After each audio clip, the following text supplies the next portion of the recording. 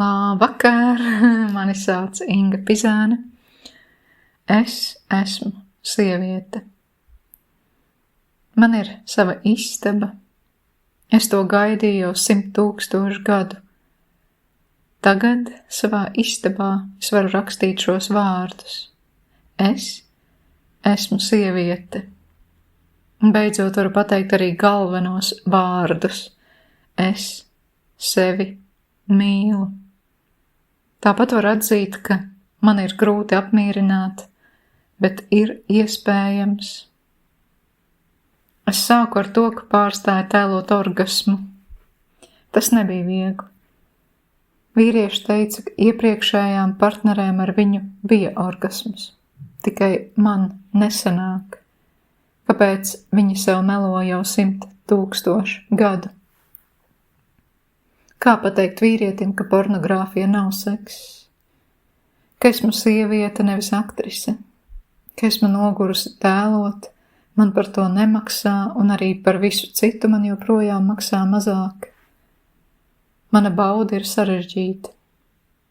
Klitora pētniecība ir pavisam jauna zinātne. Parunāsim par to.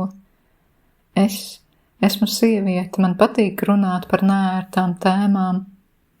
Man patīk, ka mani mīl visās cikla dienās, nevis tikai tad, kad esmu priecīga. Mīlestība nenozīmē tikai seksu. Seks tikpat daudz ir tas, kas notiek starp seksa reizēm. Seks ir starp rindām, un arī pašas rindas ir seks, īpaši rindas.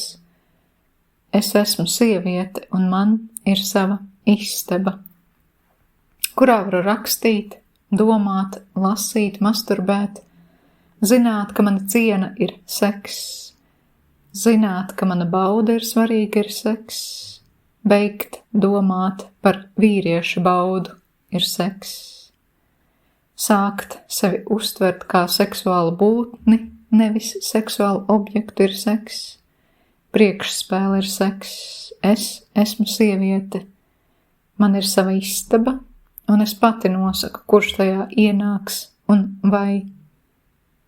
Kad es pateikšu nē, tu sacīsi, labi, dārgā. Ticams, ka tajā brīdī es pati tev uzlikšu virsū, jo visvairāk mani uzbudina tas, ka mani ciena. Es to gaidīju 100 000 gadu. Esmu pacietīga, es esmu sieviete, ja vajadzēs, es pagaidīšu vēl. Man ir sava istaba, kurā, ja nu kas, pagaidīt vēl 100 000 gadu.